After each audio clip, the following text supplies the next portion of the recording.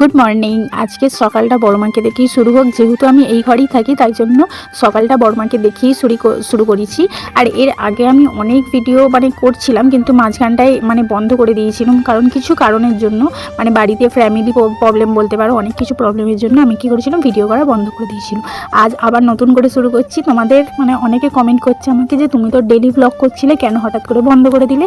আবার তাদেরকে আর সকালবেলা ঘুম থেকে উঠে দেখি ইঁদুর ছানাগুলো সব ফুলগুলো ফেলে দিয়ে চলে গেছে। আর এদিকে আমাদের ঘরে এখানে মাম্মাম ঘুম থেকে উঠে বদমাইশি শুরু করে দিয়েছে, কারণ ওর থেকে বিশাল বড় একটা কোল বালিশ, সেই কোল বালিশটাকেও চাগানোর চেষ্টা করছিল অনেকক্ষণ ধরে, কিন্তু চাগাতে পারছি না, কারণ ওর থেকে ডবল ওয়েট ওইটা, যার জন্য ওটা চাগাতে না পেরে ওর পেটের উপরে বসে পড়েছে, দিয়ে গাড়ি চালাচ্ছিল। যাই হোক, যেহেতু সেদিনকে আমার কম্পিউটারে ক্লাস ছিল, যার কারণে আমি কী করেছিলাম, সকালবেলা তাড়াতাড়ি উঠে পড়েছিলাম। উঠে সেদিন টিউশনিও ছুটি দিয়েছিলাম, কারণ আমার পরীক্ষা ছিল।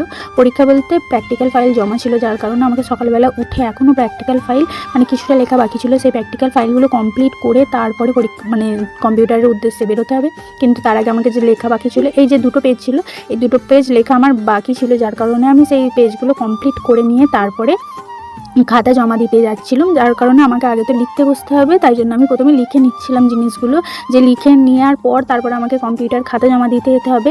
আর যে কোনো সময় কী বলো তো, যখন অনেক সময় থাকে তখন কাজগুলো করা হয় না, কিন্তু যখন টাইম এসে যায় হট করে ছোটাছুটি করতে হয়। আর প্রত্যেকবার কম্পিউটারের এই প্র্যাকটিক্যাল খাতাগুলো জমা দেওয়ার সময় আমার সঙ্গে এটাই হয়, কারণ সারা যতক্ষণ টাইম থাকে, 2-3 মাস টাইম থাকে, 2-3 মাস টাইম কিন্তু আমি ল্যাদ খেয়ে কাটিয়ে দিই, একমাত্র শেষ মুহূর্তে যখন আর কোনো উপায় নেই তখন একদিনে 2 দিনে কমপ্লিট করি। আর যেহেতু সকালবেলায় পরীক্ষা, তাই জন্য মা মুড়ি আর তরকারি দিয়েছিল, বলেছিল ভাত এত সকালবেলা খেয়ে যেতে হবে না, মুড়ি তরকারি খেয়ে যা। এবার আমি রেডি হচ্ছিলাম, রেডি হওয়ার জন্য প্রথমে গেট রেডি উইথ মি এইগুলো একটু শেয়ার করতে ভালো লাগে, যার কারণে আমি এরকম একটা করেছিলাম, কিন্তু পুরোটা আর কমপ্লিট করা হয়নি। আমি এখন শেষে এসে বুঝতে পারছি, ভুলে গেছিলাম যে আমি এরকম একটা ভিডিও করেছিলাম, কিন্তু এখন যখন ভিডিওটা এডিট করছি তখন লিখতে পাই, যার কারণে তখন অ্যাড করা হয়নি। যাই হোক, এরপর দেখো চুলের অবস্থা শোচনীয়, 3 দিন বাড়ি থেকে বেরোয়নি, 3 দিনও চুলও আঁচড়ায়নি। এটাই হচ্ছে আমার সমস্যা। বাড়িতে থাকলে সারাদিন ল্যাদ খাই, চুলের যত্ন নেই, শরীরের যত্ন নেই, কিছু নেই।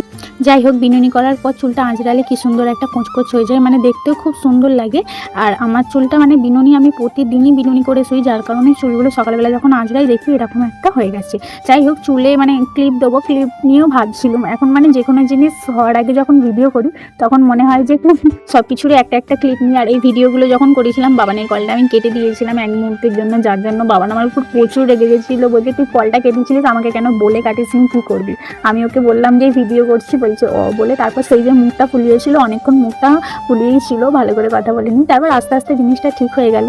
আর আমার একটাই সমস্যা হচ্ছে, আমি সব সময় হাসি খুশি থাকি, বাট ওর সাথে ঝামেলা হওয়া ব্যাস হয়ে গেল। আমার যে কোনো কাজে আর কোনো কিছু মুড থাকে না, সব কিছু শেষ শেষ হয়ে গেছে।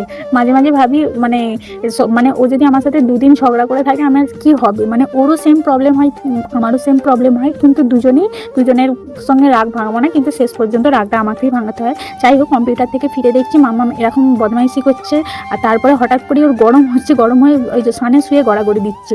ওকে বলছি ওঠ রে তোকে শুতে হবে না, ও সেই বদমাইশি করেই যাচ্ছে।